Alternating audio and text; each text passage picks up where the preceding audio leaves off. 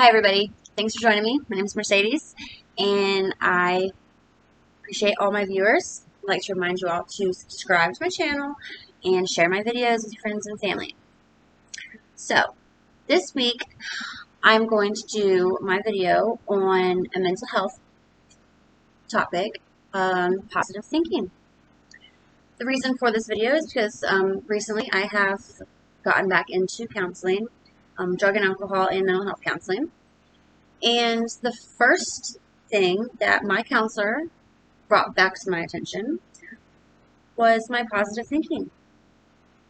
And after discussing it with her and her giving me a little homework for the week, it came to my conclusion that I have kind of become more of a negative thinker. So I broke up all my memory, brought it all back from all the rehabs I've been to and all the different counselors that I've spoken with. And all of them teach, share, and educate on positive thinking. It's like the main step. First step. Becoming a happier, healthier, content individual. So, let's get started. Does positive thinking really work? Big question. Lots of people have that question. When I first heard about it, I had that question. And I thought it was a joke. I know it's not now, but back then. So, positive thoughts actually help us create value in our lives. So people who are positive thinkers seem to find more value within themselves and their lives in the things that they do. So I would say that positive thinking does really work. Why is positive thinking important? Well, positive thinking is important because it's beneficial to our mental health. And it is beneficial by helping eliminate paranoia and negative thoughts that lead to depression and, of course, stress. People that practice positive thinking are more content with their lives. And it's funny because when I talked to my counselor and I started thinking, over the couple months how my moods have changed and everything, and it hit me like I need to work on my positive thinking. Because I began getting edgy. Yes, would be the word. And I wasn't just content with the situation or the event, or I just wasn't content. I started to feel like I needed to go do something. There was more. I needed more. And I was stressing myself out. It was not good. So, get that under control. So it is true that people who practice positive thinking are definitely more content with their daily lives. What is the power of positive thinking? So the power that comes with positive thinking is that it can lower stress, as we talked about. It promotes your physical and mental health. You will also find that you'll have better coping skills when you're a positive thinker. And it's known that studies continue to find evidence daily that our thoughts, negative or positive, affect us psychologically and physically. Isn't that crazy? Your thoughts can affect you physically.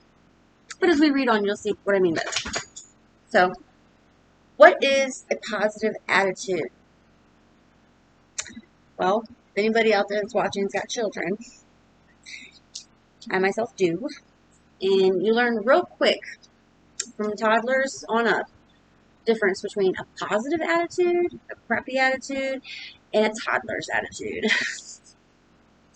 But anyways, so a positive attitude is being optimistic about situations, interactions, and yourself.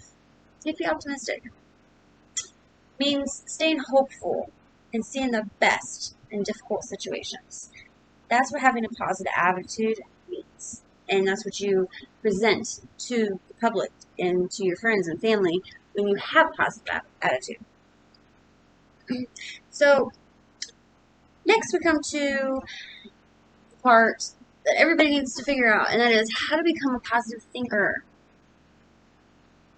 And it's crazy, but there's actually different strategies, different ways that you can do it, and you just have to practice them. They're like little exercises. So, First thing to becoming a positive thinker is you have to identify what thoughts are negative and what thoughts are positive. So to really think about what you're thinking. You get it? Think about that? Anyways, for example, okay, a negative thought might be something like, today is going to be a long day. Seems harmless, but it's actually negative. So once you identify this thought as negative, then you're able to replace it with a positive one, such as, today is full of potential. See? Other negative thoughts, I can give you examples of, would be, nothing I wear looks good on me. That's negative. I'm not a very good player at baseball. That's negative. Some positive thoughts, as an example, would be, I'm thankful I woke up today, and I am a beautiful person. Because you are. Everybody is. So, practicing staying positive, because let's admit it, it's known, practice does make perfect. So, you've got to practice your positive thinking, or else you're not going to get it. So, some ways to practice staying positive are focusing on all the good things through the day, keeping a gratitude journal, actually. Keeping a gratitude journal. Buy yourself a fancy little journal, cute little sayings on it, uplifting, cheery sayings. And every day, before you go to bed or in the morning, take half an hour, 20 minutes, and just jot down everything that happened that day that you're grateful for. Or do it weekly. You don't have to do it daily. Whatever. Another one is practicing positive self-talk. That leads us into what I would question would be, what is self-talk? And I know some people understand what self-talk is, and some people don't. And other people's have little mixed feelings about them. So, self-talk is the way that you talk to yourself using your inner voice. So most people are not aware when they're even doing it. It's crazy, but it's true. Sometimes you don't even notice when you're actually talking to yourself in your head.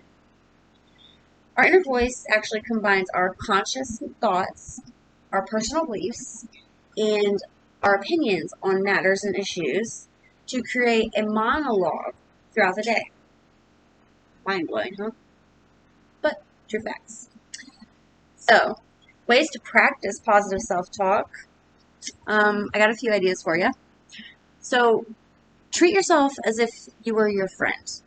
Like how you would treat your friends is how you need to start treating yourself. So, be your own best friend. And boost yourself up. Make self-care a priority. Definitely. When you do your makeup or your hair or just put on a nice outfit, and even if you don't go nowhere, even if you just go outside and garden, who cares? Put on a nice little shirt and some pants and a little makeup, brush your hair, make yourself feel good. That helps. Because then your inner voice is seen. When you look in the mirror, you see that you look good. You're dressed up. You feel good about yourself. So your inner voice is going to monologue that. Okay? And every time you walk past some type of glass or anything, get a glimpse of your reflection, your inner voice is going to be like, look good today. And just be about your day. And the last thing that's very important, I would say, is try your best to avoid any exposure to any negativity. Any negativity. Like, any of your friends you go visit are just being negative, I don't suggest hanging out unless you tell them that they need to stop being negative and flip that personality there around.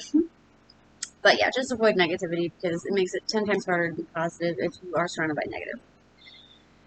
So, in order to become a positive thinker, you actually have to train your brain to think positively. Yeah. Tricky. But I definitely have some pointers. So, research has found that taking care of yourself physically and mentally can influence one's happiness, and over time, it helps train the brain to be more positive.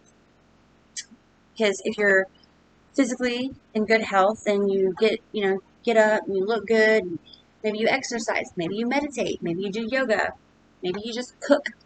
I love to cook.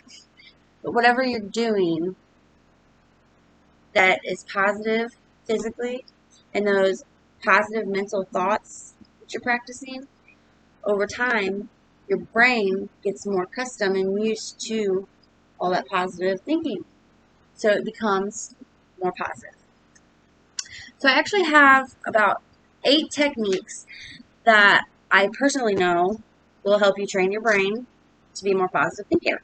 So I'm going to go over those with you guys real quick here. First one is going to be to observe your thoughts. Okay? Really, like I said, really think about what you're thinking. What's going on up here? What's coming through your brain? You know, people, I think, are always thinking something. So, listen to yourself. Listen to yourself think. Sounds crazy, but actually do it.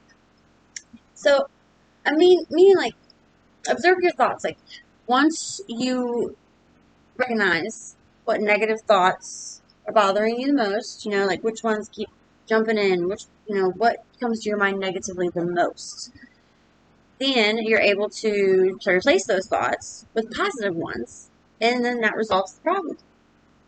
But you have to observe your thoughts, so that way you're able to pick out negative, positive, replace it. Number 2, second one.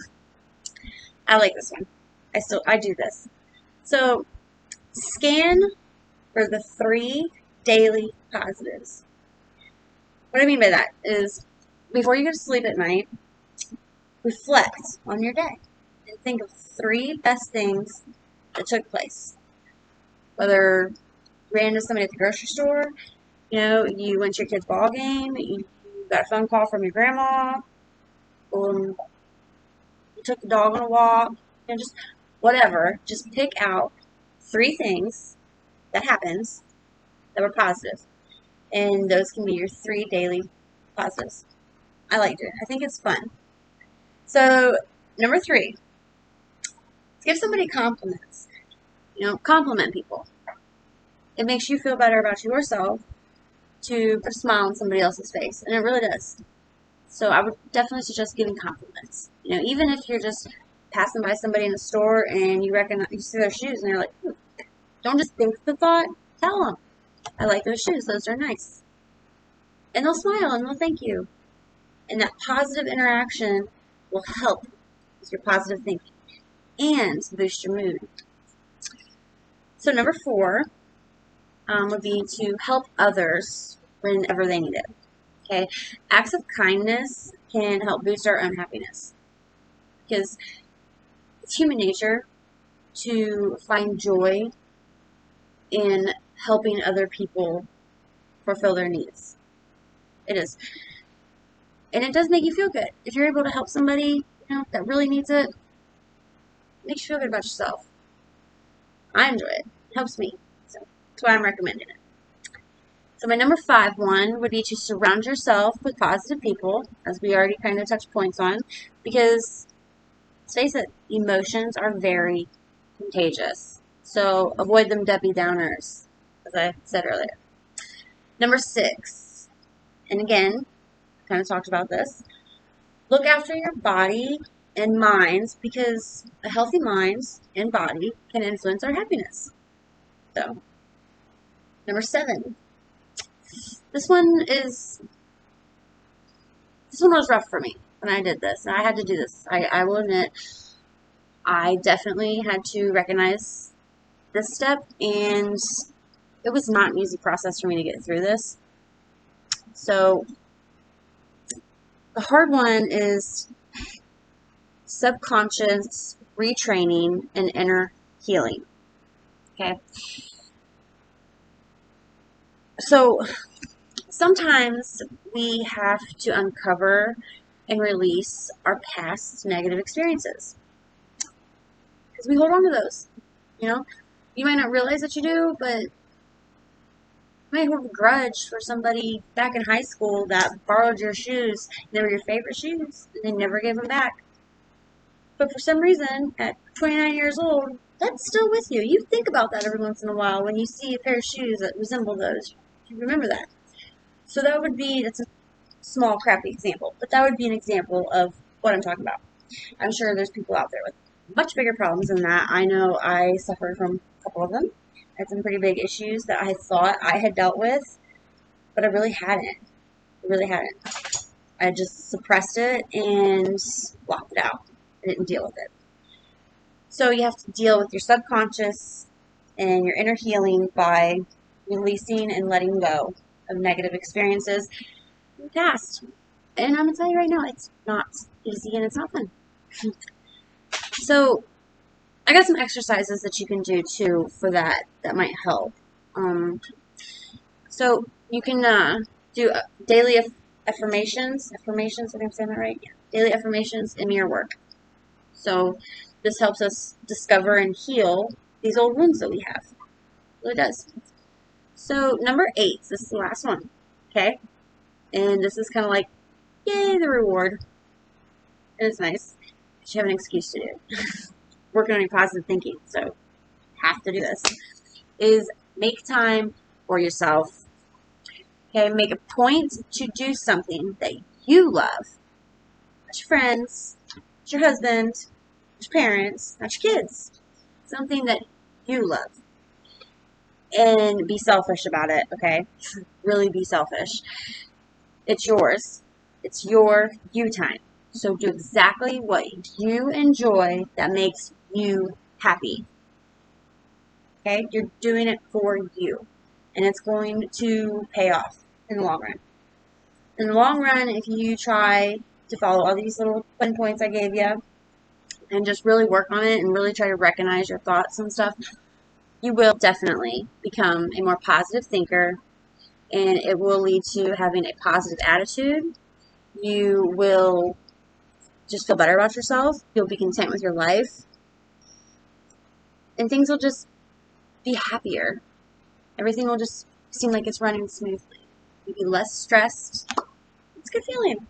And I'm honestly happy to say that I am working my way back to that point. So, thank you for watching my video this week. And I hope you guys really enjoyed it. I did. I enjoyed doing it. And this is actually a topic that I like. And I'm personally working these steps and getting back on track with my positive thinking because I fell off. It happens. It really does. It happens. If you don't practice, you lose it. It's not like riding a bicycle. So, alright guys. Thanks for watching. Just remember, subscribe to my channel and share my videos. Bye.